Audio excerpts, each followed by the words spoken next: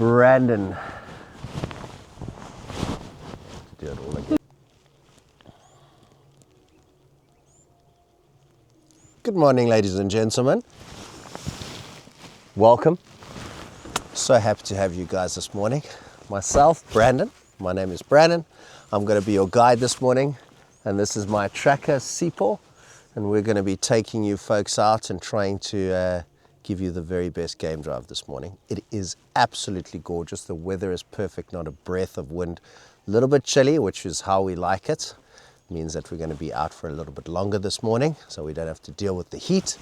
And we are so looking forward to getting you guys out and showing you exactly what we have going at the moment. Well, folks, what we're looking at here is this is the carcass, the remains of a hippo. Absolute monster of a male hippo that was badly injured and then killed eventually in a fight. But looking at the size of the skull, now in all my years that I've been a guide, I've never seen the skull size on a hippo before. I mean, just to give you a little bit of a perspective of the size of this thing. Okay, and those that have been on safari with me, I've often commented on things like the tusks and how they utilize them in these big territorial fights. This is the business end. This enormous fighting tusk that we see here. Now obviously there's two, and these are fighting canines. This is just extended a little bit out of the lip here, but just looking at the size, I've always said about as long as a man's forearm, okay, and about as thick as his wrist. That is an enormous tooth. And how they utilize them, the hippos can open up their mouths incredibly wide, and when they're fighting, they're using the top tusks to kind of get a grip and then driving their bottom tusks deep into their opponent's neck or into its face or into its jaw, etc. Now, hippo does have very thick skin, all right, so it is an incredibly long, bloody process during these fights. But as you can see, this guy, unfortunately, he didn't make it. So we've got a new territorial male somewhere along this section of the river who has taken over this guy's territory. Just judging by the carcass, who's been around here? Okay. Now, when we're looking at the bones, hyenas have clearly been on this carcass, very possibly lions too, maybe earlier on, but hyenas definitely have been here. And as you can see, how they've crushed up the tips of the ribs. Okay, now I'm saying hyena because hyenas have the jaw power to be able to take these larger bones and crush them. But predominantly what has been feeding on this carcass and why it's been stripped so clean, especially on this section here, you can see how beautiful and clean it's been stripped off. Vultures. Vultures, and incredibly powerful and sharp beaks, can get right in between each rib, each vertebra. Okay, take full advantage of what is sitting over here. All right, all that beautiful meat that most animals wouldn't be able to get near because of the way that their jaws are angled. All right, vultures are able to get right inside and pick clean everything here. So this carcass has been here for a couple of weeks already. But I just wanted to show you guys, just give you a little bit of perspective of the size of a hippo. That is just the head of a hippo. Incredible. Evidence of what I've been saying, that it was vultures in this area that were stripping the carcass. Here's some beautiful feathers. Now, in general, I don't like to pick up vulture feathers because of the fact that they do hang around carcasses. So as clean as they are, they do groom themselves quite frequently, but it is inevitable that they could be picking up bacteria and viruses that might be around carcasses. So as a rule, in general, I don't pick up vulture feathers. Just another thing, how this area is being cleaned. Now, it's quite an interesting thing, which is what I've noticed personally with hippos, is they've got incredibly strong stomach acids. So when this hippo and this grass that you see here, this material here, is also to give you an idea of the size of the stomach of a hippopotamus. So this is all would have been stomach content from this hippo. And this area will very possibly stay bare for a year or two, even though we will have good rains, etc., because of the stomach acids that have also been spread around here. It's the strangest thing, but I've noticed this with hippo carcasses, that it kills off the ground, that it's too acidic and it actually destroys the grasses in the area.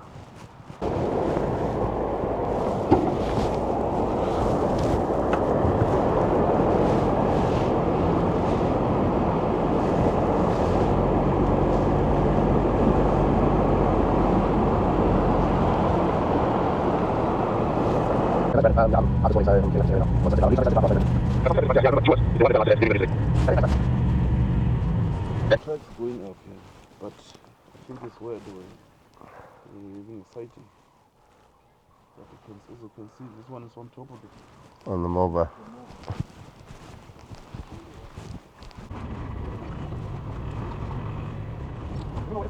Yeah.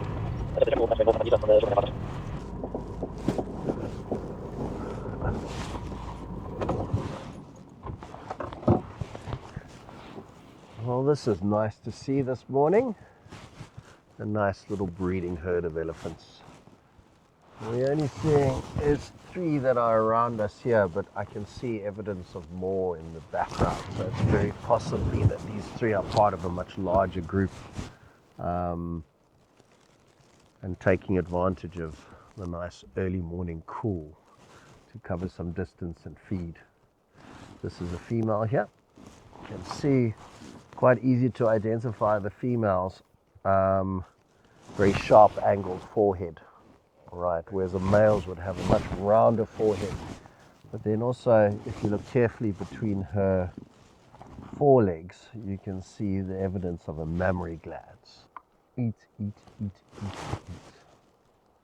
Such a large animal, they need to consume huge amounts of food every single day. Typically, on average, during the summer months, they'll need to feed up to about 6% of their body weight during the course of a day.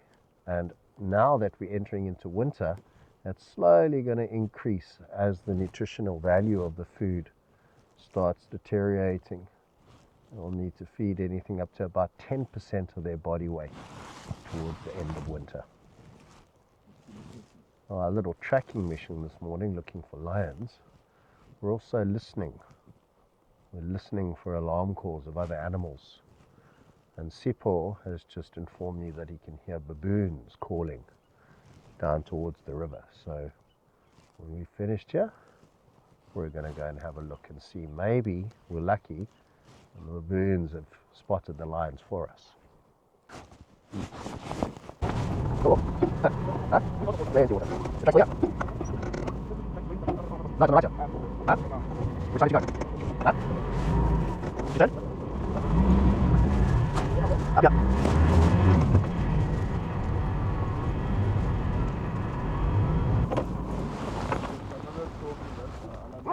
Yeah.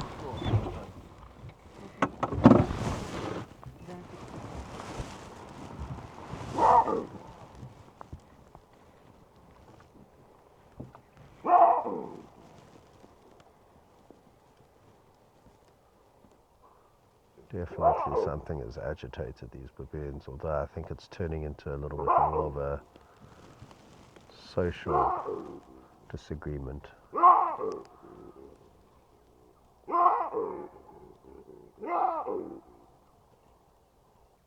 Nice young female giraffe. Watching us, watching you, watching us. Da da da, sweet giraffe. Boop, boop, boop. There are lots of oxpeckers all hanging around her. I think she's taken a serious liking to Sipho. Can't say I blame her. He's tall, dark and handsome.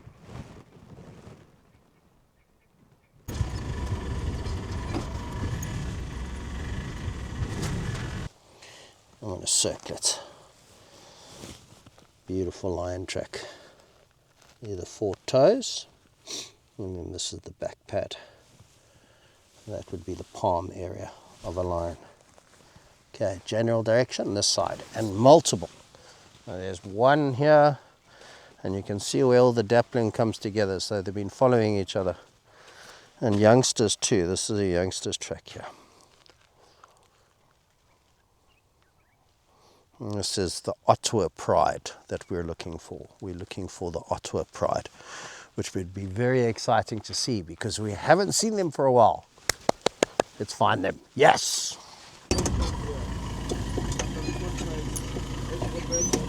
I'll tell you what, why don't I go up north and check the fire break? You check here and check direction. Okay. I'll go up and check fire break down and come back around. Yeah. Okay, fine. See you soon. Around and came back. But then there's tracks coming this side. Up, down, up, down, up, down. Ingwe, but I can't disappeared off as I was coming towards it off the fence, close to the solar panels. I'm just having a quick look here. Lion. Oh, never mind.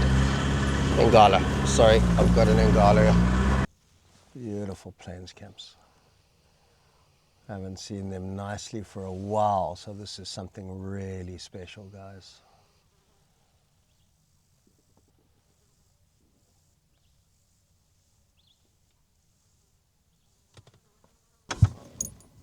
Magnificent.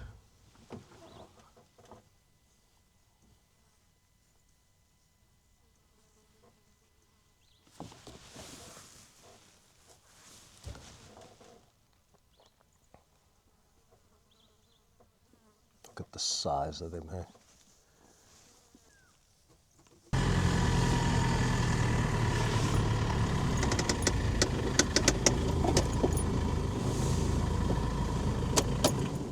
Ta-da! And this is what patience and perseverance equates to, guys. This is the Ottawa Pride. This is a young female that I have it on at the moment. She's the daughter of this female that's on the left, the larger female here. And then there's one little boy over there. And then the other little boy is just in front of his cousin there. The other larger sister is sitting up just behind here. She's always been a little bit skittish, so she's moved up into those thickets there. And the plains camps are sitting just in the background in those thickets at the back there. But we've worked hard this morning for this crew. And so good to see them. I've missed them. Little boy having a nice groom. You can see he's starting to get nice and fluffy around his head and neck. The start, the very, very, very start of what would one day hopefully will be a beautiful big mane like his dad's. So the Ottawa lionesses that we're looking at, they have a fascinating history. They have certainly beaten all the odds. Their mother was killed by a neighboring pride when they were only about 11 months old. So for them to have survived, I mean, when we were watching them, it was the most insane thing. These 2 young lionesses, well, it was initially 3 actually. It was 2 sisters and their cousin. Cousin was killed by another pride as well. And then these 2 young females just beat all the odds, and they learned how to hunt very quickly. Bearing in mind that their hunting techniques would have been learned from their mother and the rest of the pride. And since their mother and the rest of the pride had been killed, they had to come up with their own hunting techniques. So they learnt to work together. Initially it was a lot of fails, plenty of fails. And when we used to watch them, they were very lean and they kept on running after things. They were trying to be like wild dogs, running after their prey. Unfortunately for them, it was a very opportune time as we started going into the Impala lambing season. And that kept them fed for quite some time and started honing their techniques. Other trials that they had to face was to try and avoid other prides as well as hyenas. So they're very much nomadic at that stage, bouncing around, trying to keep away from the prides, avoiding those prides. And slowly but surely they started establishing themselves as they got older, becoming more confident, very competent hunters. Really they started establishing themselves up in the northern parts of our area. And especially now that the river's been up, we've been fortunate enough to have them for long periods of time totally undisturbed by other prides, not having any interactions. And it certainly has allowed them to rear these youngsters to the stage now. There's this girl over here. She's the daughter of the female that we've been watching. She's already started joining her mom and her aunt and learning the techniques that is going to be needed for her to be a valuable member of the pride. And this is a pleasure. The second lioness has just decided to come out of the thicket and show her face for a little bit. See, she's quite a bit lighter than her sister. And then her left ear, the top of her left ear, has got a notch in it, missing. Such a beautiful lioness. Well, thank you guys for joining us for this beautiful morning. Thank you for allowing us to take you out on safari with us. It's been an absolute pleasure having you folks. Sipho, thank you very much for all the tracking that we did this morning. Very, very well done. It took us quite some time, but we've managed to get a really nice sighting, and it was so good to be able to see these lions, especially the Ottawas, which I haven't seen for about 6 months now. What a beautiful sighting. So thank you very much for joining us. And folks, please let us know in the comments where you guys are joining us from. But up until next time, we'll see you. Bye. Bye-bye. Where's she going?